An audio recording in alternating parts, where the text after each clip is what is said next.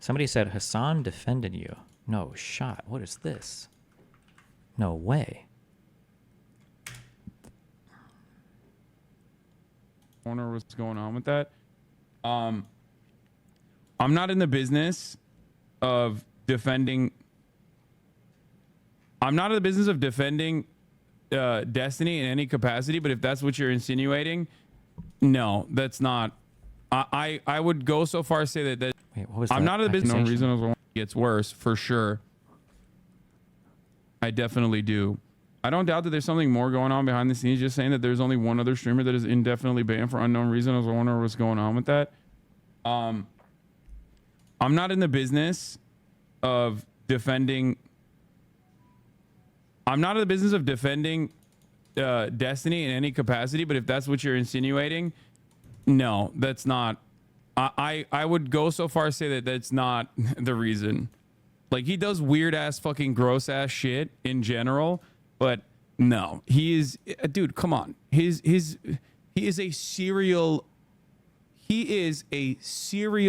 toxic, like, he's a serial toxic content creator who genuinely goes after every single fucking content creator that he chooses to have in his crosshairs with his incredibly passionate fucking fan base. Like, he is a, yeah, you're right. A malignant presence is a great way to put it. Like, there are a million different reasons. That I don't think is one of them. Like, I don't think he's like not getting unbanned by the platform because like he's done some shit like that. No, I don't think that's the reason. There's like 3 things going on in this video. Firstly, it's funny because he's made these weird pedo jokes about me over and over and over again. So it's not really surprising that his community would think that I am a and I have fucked or whatever the fuck. So that's one interesting thing. Or funny, ironic, I don't know. Like, you've made these claims over and over again. 2, I can't believe that he would even respond to that in chat. Like, why? Like, let them say that and just move on. I don't know why he would even. I don't want to say defend me here, but this is, yeah, this might be the nicest thing Hasan has said about me in the past 5 years, that I'm not a pedophile. But the third thing is, hold on, is debate pedo really implying pedo full stop? No, I'm not talking about when he calls me debate pedophile. I'm talking when he claims that I debate the age of consent over and over and over and over again, and that I argue the age of consent should be lowered over and over. When he says this over, I don't know why he says this so much. It's really fucking weird. But the third thing is him being so fucking adamant that this is not the reason that I'm banned really makes me wonder if he actually has a personal contact that he talks to about my ban. Otherwise, I feel like it would be really weird for him to hedge out that strong of a claim in terms of like me not being banned for that reason. But, Isn't Project 2025 a schizo conspiracy thing some people on the left think? As far as I know, it's not getting any real support from Republicans. Doesn't matter, because Republicans have no principles, and Republicans will do whatever Donald Trump wants to do. If Donald Trump has the popular support in the Republican Party, every single Republican lawmaker will follow Donald Trump off the ends of the earth. That's it. So it doesn't matter what Republicans oppose. Lindsey Graham and Ted Cruz and all these people were saying things like Donald Trump be horrible for the United States, he'd be a bad president, blah, blah, blah. But as soon as he's elected, they fall in line 100% and they take marching orders and they everything like, yeah. So. Hey, buddy. Hi, what's up, buddy? Hey, you going to be covering the debate tonight? Yeah, we'll be watching it. I think I can watch it on Kick because I won't get DMCA'd. True. Well, listen, buddy. I know I know you were abroad. I know there's still a lot of Israel-Palestine stuff to go over, but big deal tonight, this presidential debate. Well, how do you feel about it? Who do you think's going to win? Give me your thoughts. I have no idea. I don't know how it's going to go. I mean, the rules are going to make it. I like that the last time I complained about debates, I said there should be no audiences because people's minds are legitimately influenced by hearing people clap. Like, it makes a difference. And having a live audience, I think, makes it so that you're playing a little bit more of this entertaining thing rather than trying to be like factual or substantive. If Trump tries to do any of those like really witty one-liners, I think it's going to fall very flat, and I think it's going to be very strange, and it's going to feel very out of place. So he's doing that without a live audience in front of him. So I like the fact that they've gotten rid of the audience. I think that they got rid of they're muting mics for answers as well, right? Yeah. So Yeah. my understanding is, so no live audience. If the other person is, if one person's speaking, the other person's mic is automatically muted. And what's interesting is initially I was like really happy about those rules because, to your point, I think it would at least increase the likelihood that the debates, become more substantive. Yeah.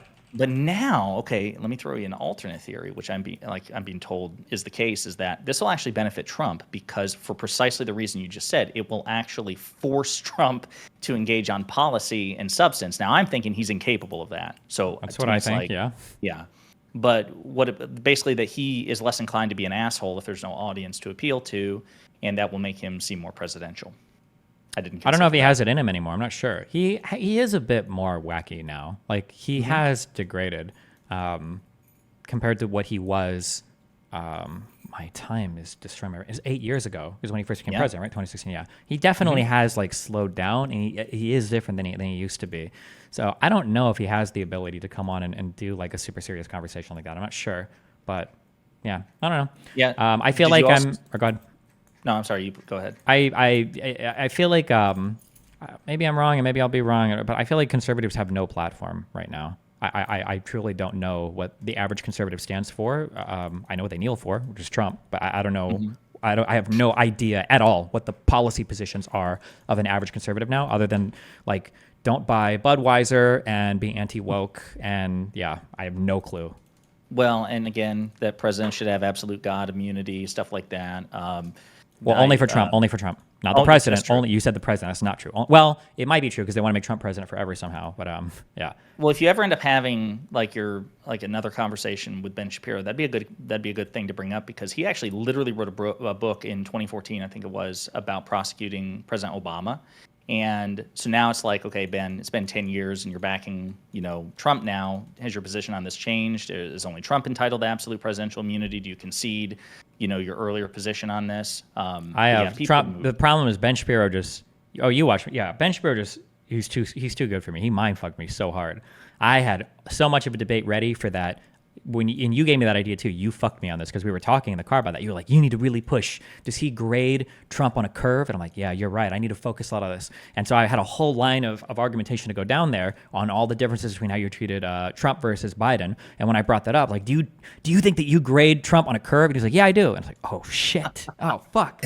Oh shit. Wait, he flat out owned it. Yeah, you weren't supposed to say yes to that. You had to fight on that. Wait, what do you mean? You treat him? Wait, what the fuck? So yeah, I don't even know what I could say, and he might just own it again. It's like, yeah, I actually don't believe in any of that anymore because I actually think that Trump is really important for the United States. Like, oh well, fuck me, I fuck guess. yourself. Yeah. When he was like, Steven, I don't hold my 10-year-old at the same standard that I hold my 6-year-old, and you were like, well, how about we treat him like the president of the United States, who's not a 6 or a 10-year-old? And he literally, if you ever go back and watch, I don't know if you actually watched the conversation, you were looking down at your pen and paper, you were doodling penises, I think. Nice. And when you were talking, he literally visibly reacted to you saying, how about we treat him like an adult who was the president of the United States? And he gave this like face, like, why the fuck would we do that? It was the most stunning conversation, I think, between Ben Shapiro and anybody I've ever seen. But the other things I want to point out to you is that with these like debate rules, there are also no notes. That's something else. Like they Do can't people normally take notes? Oh, like they can't bring notes with them?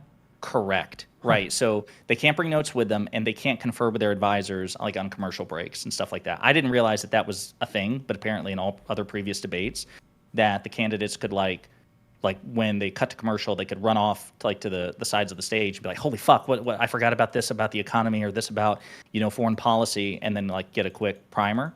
They can't do that. They have to stay at the podiums. Sure, I mean, I guess, but like, I don't feel like Trump knows anything about anything. I legitimately, this is always a challenge I give to conservatives throughout all of like 2016 to 2020. Like, no one ever like rose to actually meet this challenge. It was a question like, can you show me one video of Trump talking where he sounds like somewhat intelligent about an issue related to being the president of the United States, where it seems like he really knows what he's talking about? I've never seen a single video of him speaking like he has a comprehensive understanding of everything going on. He speaks in slogans. The man lives and dies in buzzwords and catchphrases. So, but I mean, like, you'll probably just do the same tonight. Yeah, I think the thing that I keep going back to, which is why I sent you a link to Piers Morgan's latest pro-Trump, anti-Biden panel, which you should check out. It is crazy. The persistent demand that we grade Trump on a curve. Like, it does go back to the Shapiro thing, but mainstream media is guilty of this too. Like, the thing is, and this is true, this debate tonight, even if Trump doesn't know anything about the substance, which he's demonstrated in 2020 and 2016, it's Trump, so he's treated differently. If Biden shits the bed, metaphorically speaking, on substance or policy, he'll lose the debate.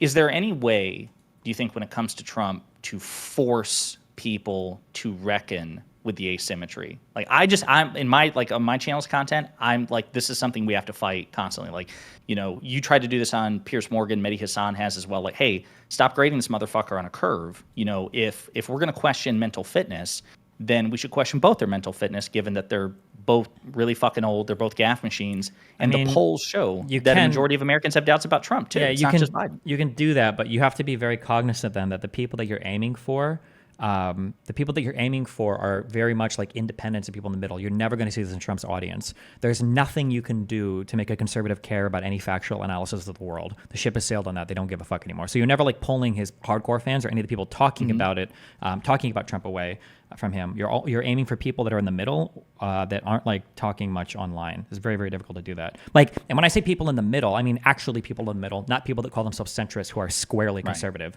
through and through, or at least squarely like infinitely supporting Donald Trump through and through. So yeah, it's difficult. You can't really fight them. Like the best way that Biden could win a debate against Donald Trump in the eyes of a conservative would be to have wittier one-liners. That would be the way to do it. Like that's it. Right. But do you consider, because I don't know the last like truly independent person that you talked to or debated with, but do you consider Morgan an independent, or do you consider him like Piers Morgan? Yeah. He's a newscaster guy, hoster for me. I don't even know legitimately what his opinions on anything are. That's not an insult or anything. I just don't know. I don't know if he has strong stance on it. But would he and his platform, I suppose, be a place where you would, I guess, kind of fight that asymmetry? Like, I know you just said, you're not going to move any Republicans or conservatives over on I wouldn't fight to demonstrate the asymmetry. I think I would fight to try to demonstrate the importance of the asymmetry. It wouldn't be me trying to convince people that Biden is smarter than Trump. It would be me trying to convince people that the fact that Biden is smarter than Trump is important and we should care about that, because I don't think people care about that. So when you move on to the next part, you're already like presupposing a care for this particular thing. Fair. I do think it's a pain in the ass, and I'm on his ass all the time. I'm trying to get him to have you or Beasley or Mehdi Hasan. That'd be my dream. If you could somehow make that happen, the final boss of Piers Morgan panels would be 2 Trumpers versus you and Mehdi Hasan on Biden, because I've noticed like with all the panels, he never actually gets an enthusiastic Biden supporter on. And I suppose Mehdi Hasan isn't, but he will die on the hill that Biden is just objectively better than Trump. Like the panel I just sent you, he's got Joe Walsh, who is a former Republican congressman who's kind of like he'll shit talk Biden, but he thinks Trump is worse. And then Francesca Forientini, who's really funny. She's a female comedian of like the Bituation Room or whatever. She's like a Young Turks affiliate, but she hates Biden too because of Gaza and Israel. So she kind of does like the Cenk Uygur thing where she'll probably back him more than Trump, but like he never gets on people who are as pro-Biden as the pro-Trump guest that he has. I feel like that's fishy. Like, yeah. He doesn't want to like an even terrain on this, and I feel like that's a lot of case. Well, I don't know if it's that he doesn't want an even terrain so much as it's hard to find people that are in this media sphere that are like enthusiastically pro-Biden. Like it feels like even if you're a liberal, if you're a progressive, you hate everybody. But even a lot of liberals seem to just throw Biden under the bus. So yeah, I don't know. We'll see. They did actually ask me to do a show tomorrow morning. I just responded to that. Thanks for reminding me. So hopefully I'll be on that. Yes. They tell you what it's about. We're doing a big post-debate segment on Friday at 10 a.m. Eastern time.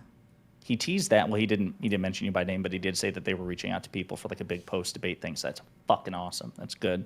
Yeah. Some other things just want to bring to your attention. They still have not ruled on the Trump immunity thing. That we'll either hear about that tomorrow or sometime. We'll get the ruling tomorrow, or what do you mean we'll hear about that tomorrow?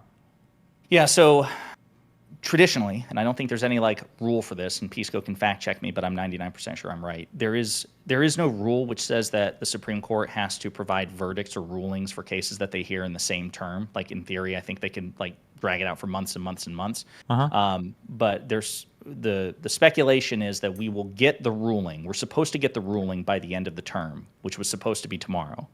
And now they've dragged it out until early next week. So people are saying that we will finally get the ruling on the immunity case, but it still hasn't happened yet. And so, again, I ask you, how confident are you that they're going to kind of shut down Trump's claims of immunity, or do you think they're going to try to throw him a bone? I mean, I have no idea. I feel like it's impossible that they would allow that to stand. That just seems like one of the most unbelievable ahistoric approaches to the powers of the president that I could ever imagine. So, but I don't know. Would Maybe you there's ever some like entertain- legal thing that I am missing or I don't understand. What were you saying? Would you ever entertain the notion of any presidential immunity? Because they granted it for Nixon, right? Or excuse me, they granted civil immunity during the Nixon case in like 1970. Like basically, Wait, can't can you sue a explain president. that? What do you mean? Yeah, so my understanding is that you can't sue, like a citizen can't sue a president, any president, not just Nixon, for anything that falls within what they call the outer perimeter of their office. So if the president does something that, like, as a policy that inconveniences you or whatever, whereas you might have grounds to civilly sue somebody, you can't do it for the president. Oh, sure. Okay. Yeah, that makes some sense though. Yeah. Right. And it's, Would the you, civil side. what is way about different. criminal liability? Would you ever accept anything? There's immunity? got to be some baked in immunities already for that. Would be my guess. There has to be. I don't think there is so far because there's never been an actual attempt to prosecute a president. I mean, Nixon was the only one where it was even considered, and President Ford pardoned him preemptively. I think. Oh no, wait. I'm sorry. my- Hold on. Oh, wait. I'm so sorry. Can you ask me your question again? Yeah. So, would you ever accept any level of immunity from criminal liability for a president No, I don't think so. once they leave office? Okay. No, Yeah. because criminal stuff is always going to have the mens rea component, and the president should never be committing crimes like that. There's just no reason in the purview of being a president for that. Why you'd be committing those Yeah, crimes. that's my Yeah. position. But a lot of people are saying that they're going to try to strike a balance, that they're not going to adopt the full, absolute sovereign immunity approach that Trump's team is taking, nor are they going to grant special counsel's position that there's no immunity whatsoever, that you have to have there has to be some areas where the president is not criminally liable. But I don't see why that would be the case because, to your point, it's not like, my understanding, isn't it criminal conviction, like beyond all reasonable doubt? Like you Yes. try to make that case. So like the burden's pretty high The anyway. burden is extremely high. Yeah. Yeah, and I feel like, people say, well, it'll just open up a can of worms. People are going to sue, previous presidents. And it's like that hasn't. Suing or they're the gonna when people prosecute, talk about excuse me. suing Sorry, people, going yeah, to prosecute previous presidents, but that hasn't happened. Again, even with Nixon, he was never actually prosecuted. Well, so I still feel like there would was be there was a unlikely. concern that he would be though, and I believe at the time the understanding was that he could be, and I believe that's one of the Yeah. reasons why he was pardoned. But I guess what I'm saying is, if they rule that there's no immunity, do you think that the conservative prophecy that this is just going to trigger a tit for tat prosecution? Do you think that will happen? No. Like it will open the floodgates? No, I think that's ridiculous. I think it's by a bunch of people that don't understand the law. What are the crimes? People get mad at me when I say this. When people are like, "Oh, Bush should be charged for war crimes. Obama should be charged for what crimes?" What That's crimes? the one that What they crimes say are they- he drone Yeah. struck an American citizen in the Middle East. What's I can't the even remember crime? what the particulars were. You need to point to a crime that we're talking about here. Are we going to say that like it was a murder? Yeah, no, this is ridiculous. No, I think it's absolutely fucking absurd. And again, this is the United fucking States of America. Okay, like one of the very few shared values that we should have as citizens is that no individual is above the law. Even in the England and everything, the Magna Carta and all this shit. No kings. Nobody is above the law. Nobody's above the law. The idea that the United States president would be the first one, like in this realm of democracy, to rise above all criminal law would just be one of the most hilariously ironic ways for the United States to begin its downward tumble. It would just be insane. Who do you think is going to win the election? Final question. I as think of Biden right will. now. I still think so, but anything can happen. We'll see.